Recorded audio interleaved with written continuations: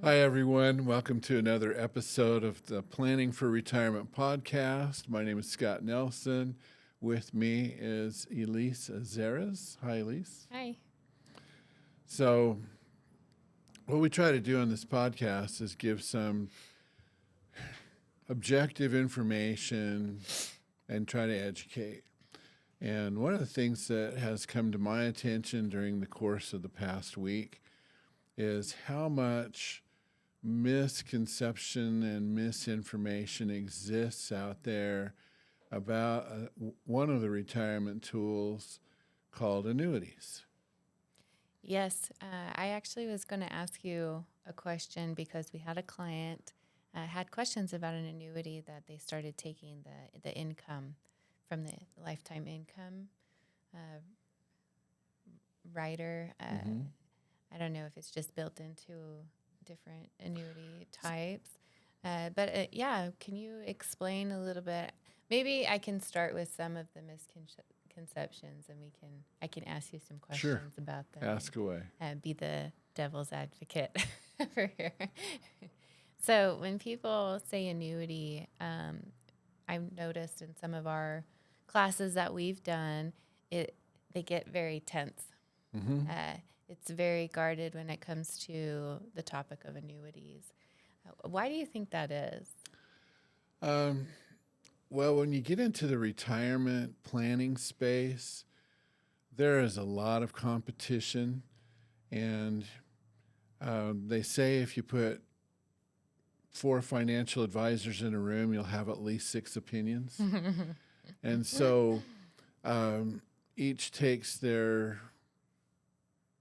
position and approach of what they think works well. In my opinion, what works well is what's going to work best for the client. And everyone's different. So I don't believe in a one size fits all. Now, if you look at all of the seminars, and for those of you who are over age 50, you're going to be like me and you're going to get an invite probably every week or every other week inviting you to a dinner seminar at a nice restaurant on some retirement topic. And if you go, the likelihood is you're going to sit through an annuity sales pitch. So, So why do people tense up though when they hear annuity? Because in my mind, and maybe it's just because I am of a younger generation than those in 50s, 60s who get all those dinner seminar invites. But for me, it just makes sense. Oh, I insure my house, I insure my car. Why don't I insure my money? mm-hmm. It makes sense to me why you would have an annuity in that instance. Bonds just don't really work, and it kind of takes that portion from your Yeah. portfolio. So why is No, it it makes a great tool. for the older Why do they generation? tense up? Why tense up? What is it about annuities that people have the hardest time with? Um, it's a complex product and they're not familiar. So we naturally, I think, fear and recoil from the unknown. Um, what many people don't appreciate is that there are at least four basic types of annuities, and we can segment them more beyond that if you wish. You've got people out there like Ken Fisher, who has a big marketing budget, and his whole catchphrase, in fact, I think he trademarked it, is I hate annuities and you should too. And so you've got this whole category of investment products being vilified, across all segments. Um, so let's talk about annuities in their basic forms. And so we can divide first into two categories, immediate or deferred. In an immediate annuity, and this is a pure annuity, this is what people think of. You take a lump sum of money and you give it to an insurance company in an exchange for a stream of payments for life. Now, the public. There have been studies done. If you describe the benefits of an annuity, 85% of people want them. As long as you don't use the word annuity. As soon as you put the word annuity in, now the desirability drops in half. So, like, if you were to say pension, Yeah, pensions. everybody wants a pension. Everyone loves pensions. Everyone wants to get their Social Security benefits. Both of those are examples of annuities. Yeah, it's a stream of payments for life. So if we look at a single premium immediate annuity, you've given over a lump sum of money, you're getting a lifetime stream of payments. And that's awesome if you think you're going to live a long time. The big fear is, well, what if I step out in front of the wrong truck tomorrow and I get one payment and then all that money is forfeit and it goes to the insurance company? They think in kind of a greedy money grab. In fact, what they're doing is they're taking the money from those contracts for people who didn't live as long to pay the payments out for people who live longer. That's how it works. It's an insurance thing. So nobody wants the chance of forfeiting money to the insurance company. Nobody likes to give up access to their principal. So we get that. So do the insurance companies, frankly. So then we can look at deferred annuities. And deferred annuities can be split into three basic types. We can look at a fixed annuity. You can think of a fixed annuity as a CD offered by an insurance company. It's going to have a fixed term of however many years, and during those how many years, it's going to pay a certain rate. So a multi-year guarantee annuity is another way to refer to that. And so you've got this... MIGA. A MIGA, yeah. We love our acronyms in our industry. And so think of it like a CD. It's safe money, it's guaranteed rate of return, it has a term at the end of which you can move it. And insurance companies are frequently extremely competitive in that realm compared to, say, banks and credit unions and their CD rates. They are really very competitive. Another category, and this is the one Ken Fisher writes about hating, are variable annuities. Now, variable annuities came out in the 80s. This was before qualified plans existed beyond the 401k and IRA. And they were designed for high-income earners that were younger, that wanted market exposure, and they wanted tax deferral, and they either didn't have a 401k available to them, and they wanted to put more in than an IRA contribution limit allowed. I mean, when IRAs came out, the contribution limit was $2,000 a year. So here's a way you can put money in, have some market exposure, potentially have some bigger gains, but the risk is still on the investor. Yeah. Okay, and if the market goes down, those go down, and they're full of fees. They're really not competitive if you compared them with, say, mutual funds or exchange-traded funds. The fee drag is huge, and that just makes them underperforming. You can add riders to them to try to take some of the sting away, which just adds more fees. Right. So I'm not a fan of variable annuities. It doesn't make them bad. They're a tool. You just have to make sure you're using them in the right application. I just don't happen to believe with the new advent of the simple IRA, the self-employed pension, the other retirement vehicles that are out there, and the wider availability of 401k plans, I just don't see the attraction. And so maybe that's why a lot of people are uncomfortable, is because they think of the variable with the high fees. Maybe it doesn't. Yeah. I think that there's a very specific person who would benefit from a variable annuity. It's like any tool. If it's used in the right application in the right way, it's to your advantage. Now, one of my favorite tools in retirement planning is the fixed indexed annuity. So it's a deferred annuity. The growth can be based on the performance of an underlying index. And so we've seen returns in the 3 to 8% per year range. It is an excellent, excellent bond replacement. And it's not just me that thinks so. The Wall Street Journal's put out an article saying the same thing. BlackRock, most people have heard of BlackRock.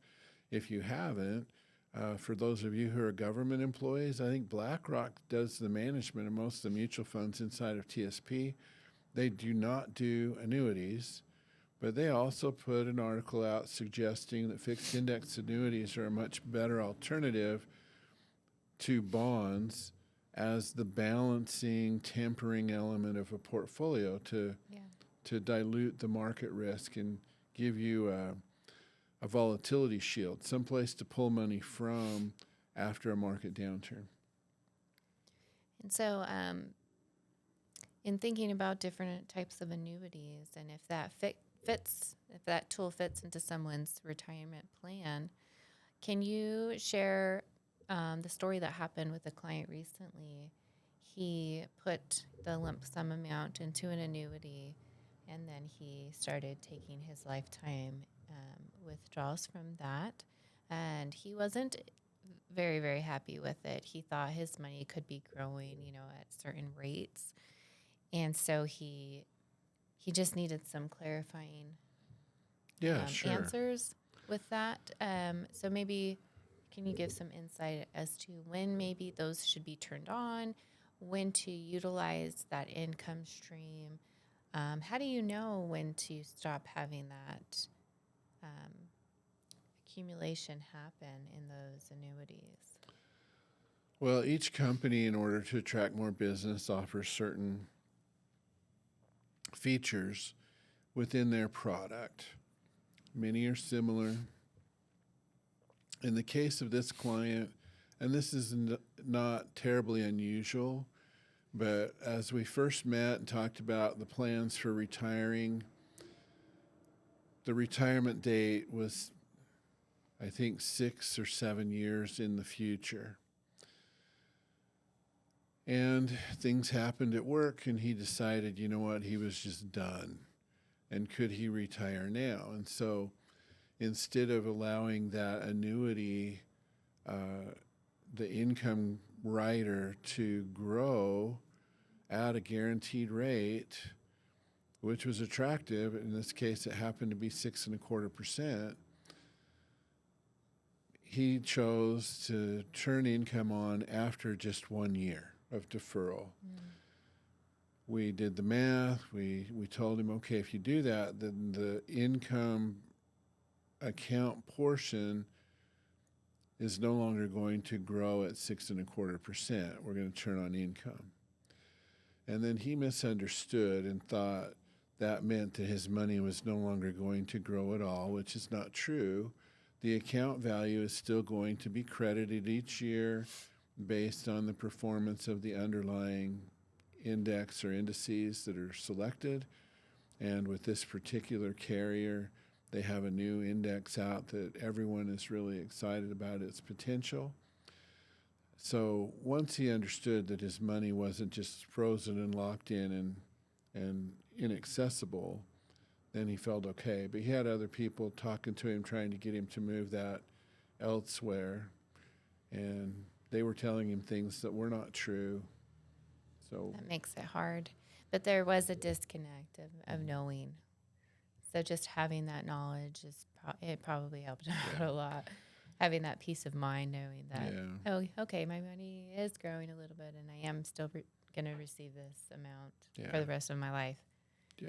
So So, I mean, the one criticism that I think is fair about the fixed indexed annuities as a category is that they are complicated products. There are a lot of moving parts. It's not something that you would be familiar with if you don't deal with it much, and so it's a little bit hard to get your brain around. It's not like most other products. The thing we love about it in planning portfolios, and we do use these regularly, as a bond replacement. As you look at the last 17, 18 years, bonds have not performed as intended. They were intended to be what they call a non-correlated asset. In other words, if the stock market's being volatile and doing all kinds of gyrations, bonds were supposed to be this steady as you go, lower rate of return, but constantly increasing fixed income sort of a investment. Unfortunately, the average investor doesn't have the resources to buy their own bond. They're going to buy a bond mutual fund. And the bond mutual funds have to calculate their end of day value each day based on market factors that include the going rate of interest. And so if interest rates begin to climb, and think about it, we had more than a decade of virtually zero interest rates in the environment. Suddenly inflation took off after all the COVID relief money saturated everything. Just that little bit of money. Yeah, just trillions. Anyway, Just- so then to temper inflation, the Fed increased interest rates, which seems to be working. But what that did is it caused bond values to plummet. And so if you look back in history to 2022, bonds actually lost more value than equities in 2022. Wow. So we don't like that. We want something steady, predictable, somewhere we can go get money in retirement to live the way we want to after a stock market downturn, so that we're not selling low in the market. You're supposed to buy low and sell high as opposed to the other way. So I think you mentioned something I think that is key and critical. If it was someone my age who has something like that, they have time to recover their money. They have Sure. time to do that. Yeah. And it wouldn't be as big of a detriment to them in the long run. But No. retirement in that time, that planning is a whole new ball game. And so to talk with someone like Scott, who's the professional in that area, is very, very beneficial. Get a second opinion. Come ask all your annuity questions to Scott, and he would be happy to sit down and show you a bunch of different third-party articles, research, Yeah, we are illustrations, and see if, and we usually don't just talk about annuities. It's usually if it fits your plan overall. Yes, But- if somebody but has a retirement- pension, a huge pension stuff, the need for the annuity is much, much, Yes. much lower. Yes. So it's just good to have all of your questions answered by a professional instead of Google searching. So Yeah. Well, we pride ourselves in being different than most people that you'll see in the market. We're not just trying to peddle a product. What we're doing is trying to help our clients find the right solutions for their unique situation. Everyone is different. But for that reason, we do free consultations and visits to get to know what the right solution and best solution for them would be. yes, we do. You can visit our website, AskScottNelson.com, or you can call us at 435-723-3370. We'd love to chat and to get to know you and hopefully be of help in your retirement planning. Yeah, if you do have questions, we'd invite you to call. Schedule a 15-minute phone call. Just get a feel for what's going on. Let us see if there's something that sounds like we might be able to be useful. We'd love to help. That's really what energizes us, is when we see people have a great working solution and we know that it's going to hold for them regardless of what happens. Yeah. Well, thanks, Scott. Yeah, pleasure, always.